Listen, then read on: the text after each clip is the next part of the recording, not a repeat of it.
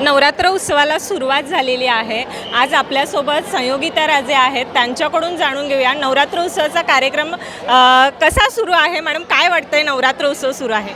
खूपच चांगला उत्साह आहे लोकांमध्ये आणि आपल्या सर्वांमध्ये। आणि आज शुक्रवार एकच पडतो पूर्ण नवरात्रात, तर आज तर गर्दीचा उच्चांक झालेला आहे।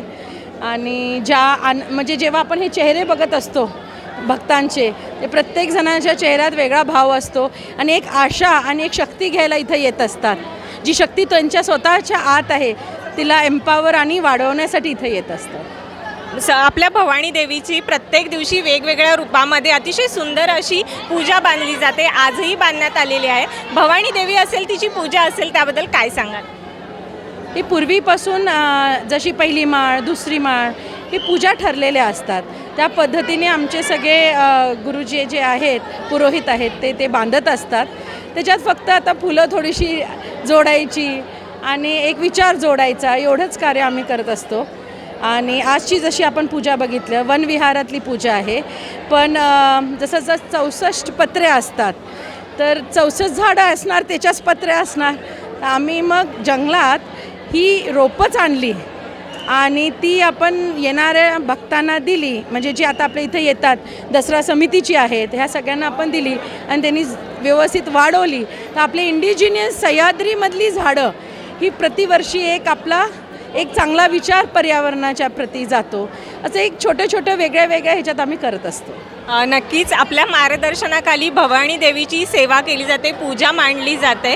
गेल्या 2-3 दिवसांपासून आम्ही येतोय, भक्तांचाही प्रतिसाद या ठिकाणी पाहतोय। देवीची सेवा करत असताना राजघराण्यामध्ये आपण सून म्हणून आलात, काय वाटतं आपल्याला देवीची सेवा करत असताना एकंदर या नवरात्रोत्सवात?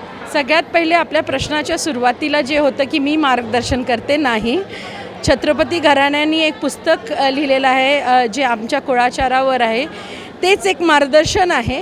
आणि शाहू महाराज, राणीसाहेब महाराज हे आम्हाला मार्गदर्शन करतात आणि संभाजीराजे, त्या पद्धतीने आम्ही सगळेजण हे काम करत असतो। देवीची पूजा करत असताना किंवा हा जो सन्मान मिळतोय, याबद्दल आपला म्हणजे आनंद काय आहे, आमच्या प्रेक्षकांना सांगा। खरं सांगू म्हणजे खरोखर आपण कर्म चांगला करायला पाहिजे, आपण चांगलं वागायला पाहिजे, म्हणजे त्याचं हे गुण आहे, म्हणजे फळ आहे मला असं वाटते।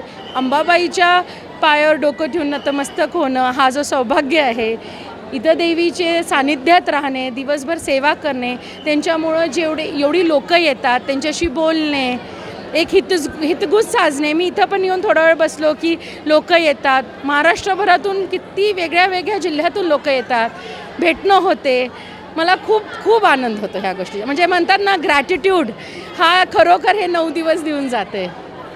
या नवरात्र उत्सवामध्ये आपल्या सर्वच नवदुर्गा आहेत, त्या नवदुर्गांना काय संदेश द्याल? आयुष्य जगत असताना त्या नवदुर्गांनी कसं जगलं पाहिजे किंवा काय केलं पाहिजे?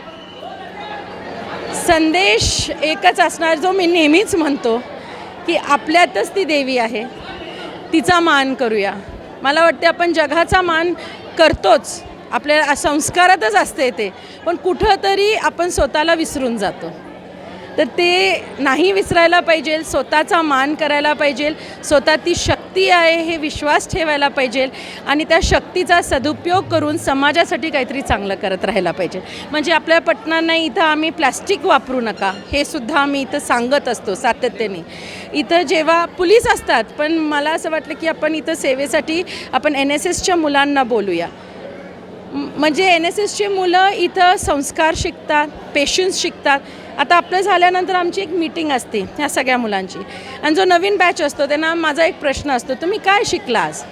इतके सुंदर, म्हणजे ज्या कारणास्तव आणि जो उद्देश घेऊन आम्ही त्यांना इथं बोलवतो। आणि शिवाजी युनिव्हर्सिटीचं खरोखर कौतुक करायला पाहिजे की त्यांनी आम्हाला कोल्हापुरातले प्रत्येक कॉलेजची मुलं इथं पाठवतात आणि ते सेवा करतात, ते चांगले संस्कार घेतात। त्यांना मी सांगतो, सगळ्यांना सांगा की प्लॅस्टिक वापरू नका, कचरा करू नका। आणि जेव्हा लहान मोठ्यांना सांगतात तर ती मोठी ऐकतात आणि मुलं सांगतात खूप पेशन्स लागतात या सगळ्यांना सांभाळायला, म्हणजे ही मुलं हे पण शिकायला लागलेत। मग ते म्हणतात आम्ही आमच्या आईनं जाऊन सांगणार आहे, असं वागू नकोस, कधीतरी रागवू नकोस आमच्यावर, जर का आम्ही तुला शिस्त लावलं तर। म्हणजे हे देवाणघेवाण जे होते ते खूप छान आहे आणि नवीन पिढीला हे बघायला मिळते आणि शिकायला मिळते। भवानी मंडप आपल्या कोल्हापुरातील आणि एक हे मंदिर मानलं जातं. या ठिकाणी हजारो भाविक येतात, देवीचं दर्शन घेतात. या मागचा इतिहास काय आहे? भवानी मंडप नेमकं काय आहे? हा जुना राजवाडा आहे आणि हा आंबा चौक आहे.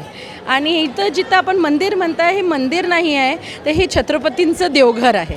आणि छत्रपती हे त्यांच्या लोकांमुळंच आहेत आणि लोकांसाठीच आहेत. म्हणून महाराजांनी ठरवलं हे देवघर सगळ्या जनतेसाठी उघडं करणं, हे त्याचा मागचा उद्देश आहे. एकंदर संपूर्ण जनतेला आपल्या देवघर हे आपल्या सर्वांचंच आहे, जरी छत्रपतींचं असलं तरी सर्वांचंच आहे जाणवण्याचं एक तुम्ही हेतू मनात जपत हे देवघर सध्या सर्वांसाठीच खुलं केलेलं आहे. बरोबर. छत्रपतीच जेव्हा तुमचे आहेत तर त्यांचं देव तर निश्चितच तुमचं आहे.